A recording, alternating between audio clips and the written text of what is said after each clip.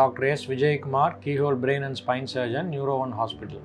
So இப்போ பார்க்குற patient வந்து தலைகாயத்தினால மூளைக்கு வெளியே ரத்த கசிவுனால் வந்திருந்தார். அவர் அடிபட்டு வந்த உடனேவே சுயநலவு இல்லாமல் இருந்தார். ஸோ அவருக்கு அடிபட்டு மூளையில் ரத்த கசிவுனால் ரத்த அழுத்தம் இருந்தது. ஸோ அந்த ரத்த அழுத்தத்தினால மூளையில் இருக்க அழுத்தம் அவருக்கு வந்து சுயநலவை இழக்கிற அளவுக்கு இருந்தது. ஸோ அந்த காரணத்தினால அவருக்கு அவங்க ட்ரீட்மெண்ட் சர்ஜரி தான் இருக்குது. ஸோ இவங்களுக்கு வந்து நம்ம சர்ஜரி உடனே பண்ணி அந்த ரத்த கசிவை எடுத்துட்டோம். ஸோ எடுத்து அவங்க கம்ப்ளீட்டாக குணமாகி நல்லா ரெக்கவர் ஆகி வந்ததுக்கப்புறம் இந்த மூளை வீக்கங்கிறது யூஸ்வலாக இயல்பாக எல்லாத்துக்கும் எப்படி அடிபட்டால் வீக்கம் வருமோ அந்த மாதிரி மூளையில்னு ஒரு உறுப்பு அதுக்கும் வீக்கம் வரும். அது யூஸ்வலாக எல்லா பக்கமும் வீக்கம் குறையிற மாதிரி 10லேருந்து 15 நாளில் மேக்ஸிமம் ஒரு 25 to 30 டேஸ்க்குள்ளே வீக்கம் வடிஞ்சிடும். வடிஞ்சதுக்கப்புறம் ஒரு 1 மந்த்துக்கு அடுத்தது நாங்கள் வந்து அந்த எலும்பை திருப்பி பொருத்திடுவோம். ஸோ அந்த டைம் வரைக்கும் மூளையில் எதுவும் திருப்பி புதுசாக காயமாகாமல் பாதுகாப்பாக பார்த்துட்டா போதும். அந்த மூளையில் இருந்த அடிபட்டிருக்க காயத்துலேருந்து அவங்க நல்லா ரெக்கவர் ஆகிட்டாங்க அப்படிங்கிற ஸ்டேஜுக்கு வந்துட்டாங்கன்னா யூஸ்வலாக ஒரு 2 months டைமில் அவங்களுக்கு மூளையில் இருக்க எலும்பை பொருத்திடலாம். ஸோ அது கிரேனியோபிளாஸ்டின்னு சொல்லி அந்த எலும்பை புது எலும்பை வந்து பொருத்தி கொடுத்துருவோம். அதுக்கப்புறம் அவங்க ஒரு வாரம் 10 நாளாக தையல் பிடிச்சதுக்கப்புறம் அவங்களோட ரெக்கவரி என்ன மாதிரி ஸ்டேஜில் இருக்குங்கிறத பொறுத்து அவங்க இயல்பான வாழ்க்கைக்கு போகலாம். இப்போ பார்க்குற பேஷண்ட் நல்லா ரெக்கவர் ஆகிட்டாரு,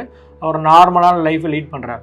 சில பேருக்கு தலைக்காயங்களுக்கு சின்ன சின்ன ப்ராப்ளங்கள் அவங்களுக்கு இருக்கலாம். சில பேர் அவங்களோட காயத்தோட தீவிரத்தை பொறுத்து அது அன்றாட வாழ்க்கையில் பாதிக்கிற மாதிரி இருக்காது. ஸோ அந்த மாதிரி சின்ன சின்ன ப்ராப்ளங்கள் அவங்கள உதறி தள்ளிட்டு அவங்களோட வாழ்க்கையில் முன்னோக்கி போகணும். அவ்வளோ.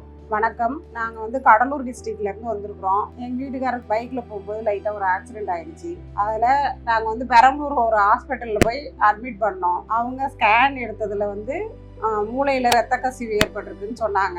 அதனால் வந்து இங்கே நியூரோ நம்பர் 1 போனால் பெஸ்ட்டு, நல்லாயிருக்கும், போகலான்னு எல்லோரும் சொன்னாங்க அங்கே இருந்தவங்க. அதனால் நாங்கள் இங்கே வந்தோம். டாக்டர் விஜயகுமார் நல்லா பார்க்கலாம் அப்படின்னு சொல்லி சொன்னாங்க. நாங்கள் அப்புறம் வந்தோம். வந்ததுக்கப்புறம் நார்மலாகவே ஊசி மருந்து மூலமாகவே ட்ரை பண்ணுறதுக்கு சார் ட்ரை பண்ணாங்க. அது கொஞ்சம் அந்த அளவுக்கு இதாக இல்லை.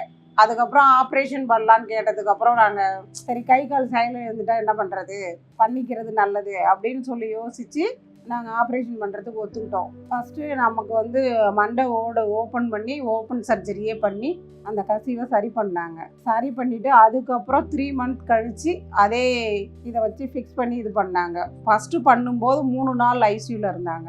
2வது பண்ணப்பெல்லாம் 1 டேவிலேயே வந்துட்டாங்க. ஆப்ரேஷன் பண்ணி 3 நாளில் எழுந்திரிச்சு நடந்தாங்க. திருப்பி நல்லா தான் இருக்காங்க, ஒரு பிரச்சனையும் இல்லை, எந்த பிரச்சனையும் கிடையாது. இப்போ ஃபஸ்ட்டு வந்து ஆப்ரேஷன் பண்ணப்போ பேச்சு இல்லாமல் இருந்தாங்க முதல்ல.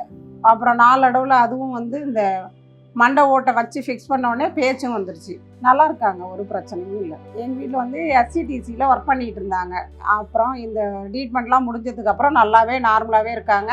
இப்போ வந்து கிட்டத்தட்ட வந்து ஒரு 10 months வேலைக்கு போயிட்டுருக்காங்க மார்ச்லேருந்து. விஜயகுமார் சாருக்கு எங்களுக்கு நல்ல ட்ரீட்மெண்ட் கொடுத்ததுக்கு நன்றி.